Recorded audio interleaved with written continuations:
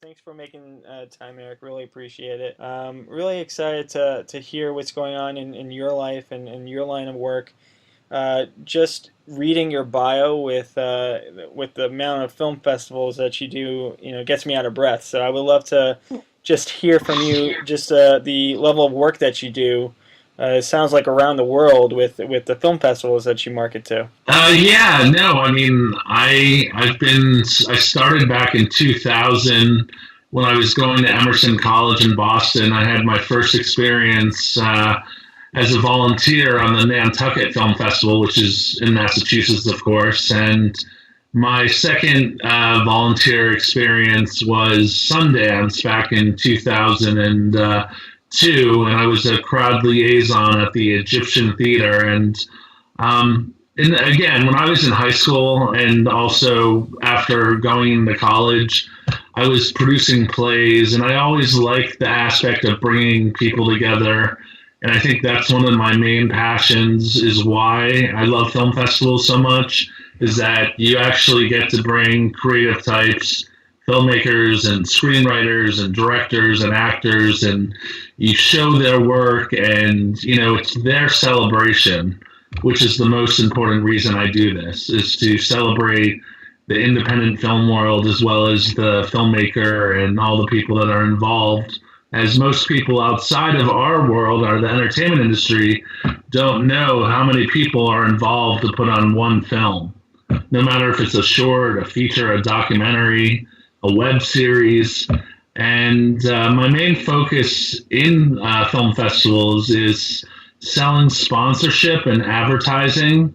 I book entertainment professionals. In the past, I have booked celebrities, and besides that, I also do public relations, and I do social media, and I enjoy doing production on film festivals as well. Oh, wow. That's great. I'm curious. You probably, rub elbows with a lot of interesting talent. Has there ever been a moment, like a starstruck moment, or does that happen just all the time with you? Again, recently it's been some of the newer and medium-sized festivals. When I was at Tribeca and Sundance, you definitely saw more of the A and B list actors. So I really am not starstruck anymore, because besides the entertainment industry and working around it since I was right out of high school, I also catered to the celebrities and to the movie stars and all that. And it's not really, they're just people they're corporations that have everybody working for them. That's how I look at it. And they're great, they're very talented and artistic. And most of them a lot of them like independent film, which is great. So, but I'm not really starstruck now. That's great. Good. That makes for a better booking if you don't have nerves going into it with the people around you. So that's a good thing. Correct.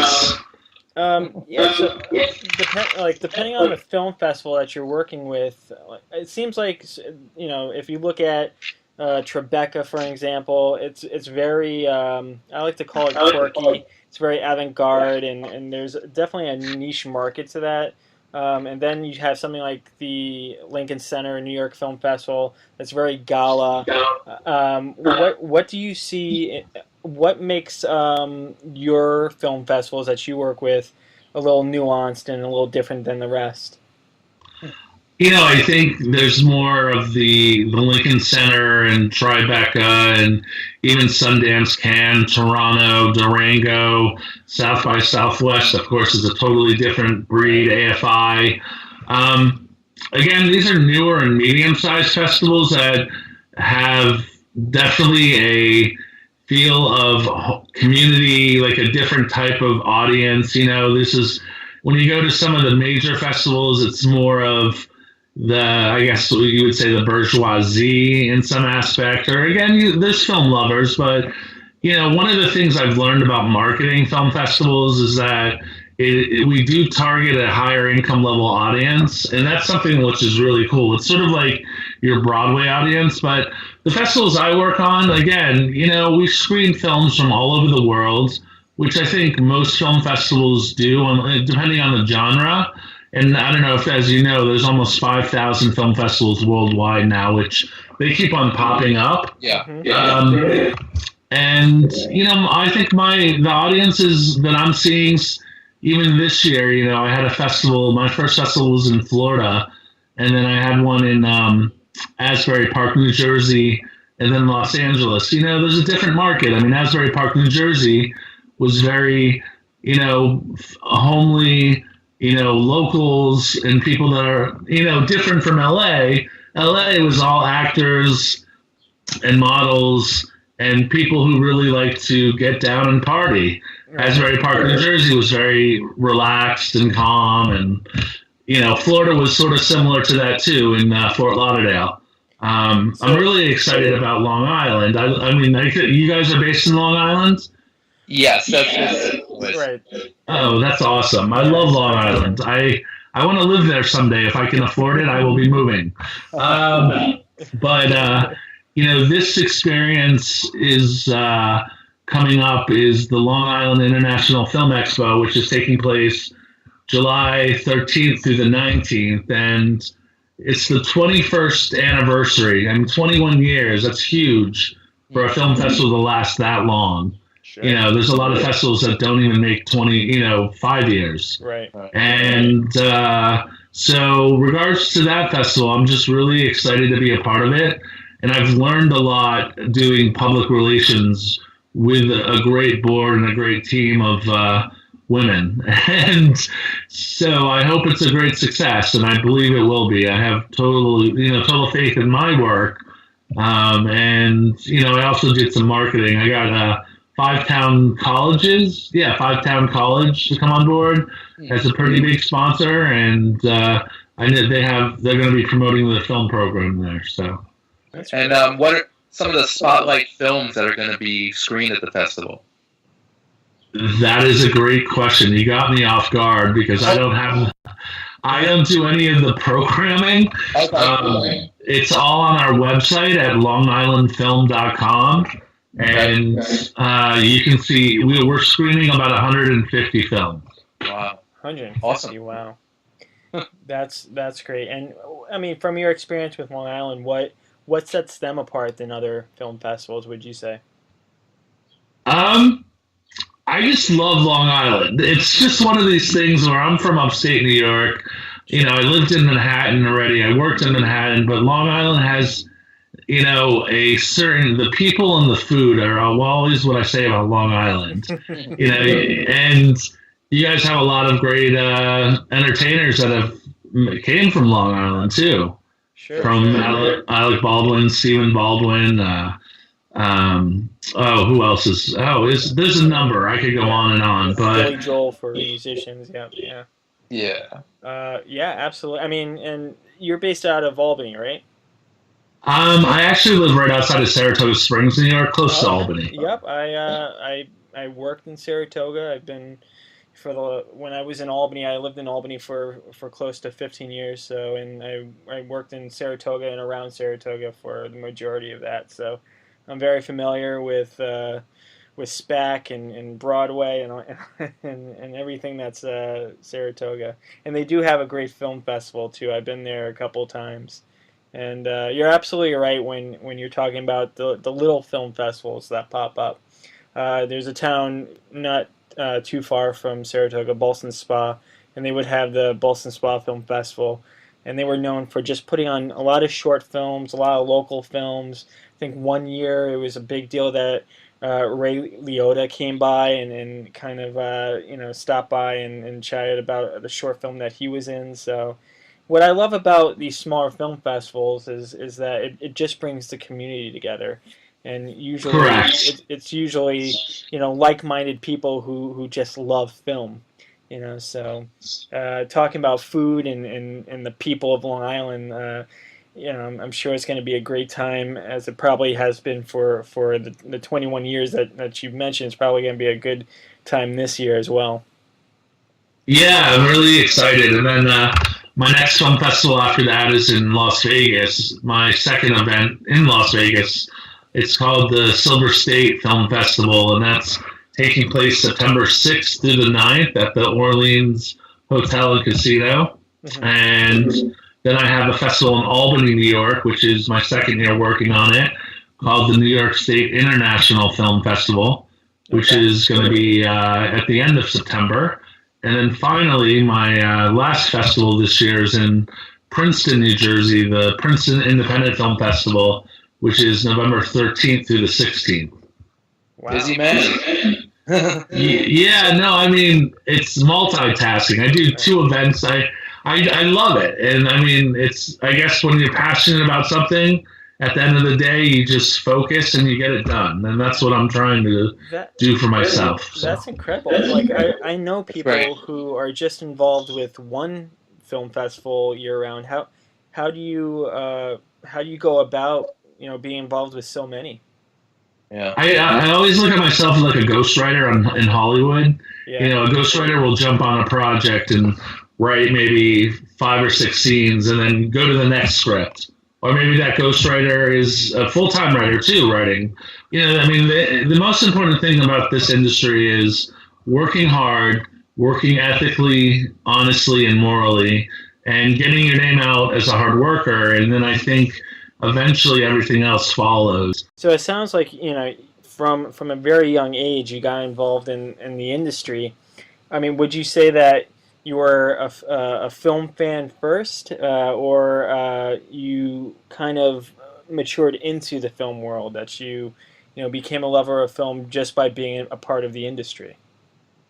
I was my father who brought me to all the Broadway shows, and and I was in and out of New York City going to Broadway plays and watching movies. Again, Spielberg, of course, is one of my favorite role models, again, just as a kid. No matter if it's E.T. or Goonies, you can't go wrong. And, I think it's kind of interesting. I do love watching movies. It's funny, I haven't been to the movie theater in a long time, but like now I really love the industry and the business as a whole. Mm-hmm. And I really, from theater into film, I think I learned so much. My last internship was at a movie studio, and I experienced what a studio was like in Hollywood when I went.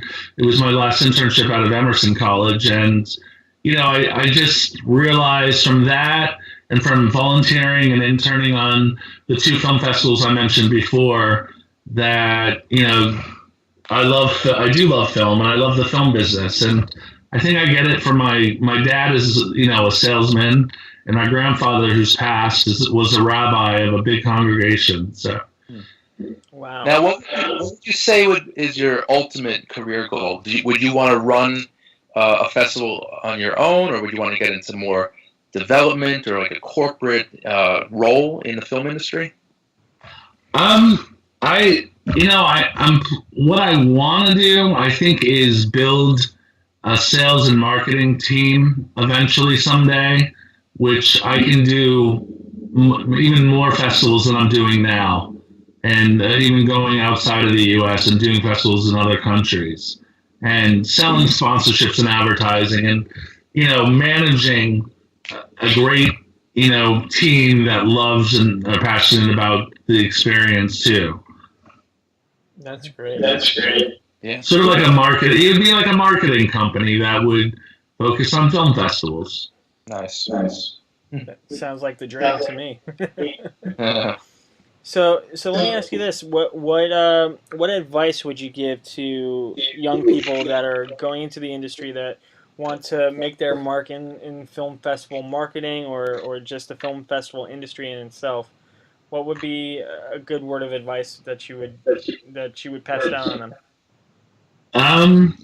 Number one, they have to love what they do. And I think number 2 is that, they should do a lot of research, and there's some great publications. Actually, I was going to mention right now, even me, I'm still reading some of these authors and trying to get to know other festival directors and heads of festivals. But the one book is called So You Want to Start a Film Festival? Conversations with Top Festival Creators, and the author's name is John Gann, and he's the founder of DC Shorts Film Festival. He's he's actually a friend of mine. He's great. And and you can buy that at Barnes & Noble. Another book is called Film Festival Secrets, a Handbook for Independent Filmmakers by Christopher Holland. That's another book that I recommend. And then one of my favorite books, no matter if you want to go to Hollywood or make a film in general, is called Empire of Their Own. I don't know if you guys are familiar. No. It's actually a book about Carl Laemmle, Zucker, Mayer, Fox, and the Warner Brothers, and how they left, the East Coast. They were all salesmen, and that's one of the interesting things. The moguls were all either clothing salesmen or, they opened the Nickelback, like the actual movie theaters in New York. And it's kind of interesting. It says how Thomas Edison kicked them out of New York and New Jersey, and they started Hollywood, which is amazing. Wow. It's called Empire of Their Own. A&E has it on DVD, and the book is at Barnes & Noble. You can order it. It's an amazing story of how Hollywood was started. Eric, what else do you want to plug since before we run out of time?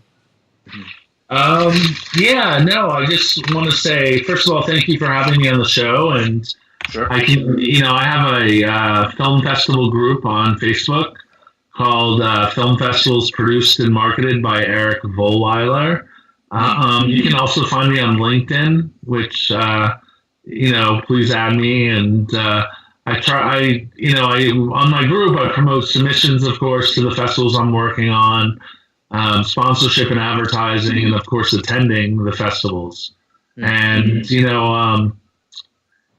just to people, no matter if you're a filmmaker or somebody starting a festival, as long as you love what you do and you're passionate about it and you're able to learn and make, to work with, one of the things I've learned about festivals is if you can work well with a team, and have great communication with the team that you're working with, your festival will overall be successful. Well, Eric, thank you so much for your time today. The Long Island International Film Expo will be taking place July 13th through the 19th in Belmore, New York, and everyone should go check it out. I'm sure the films are amazing.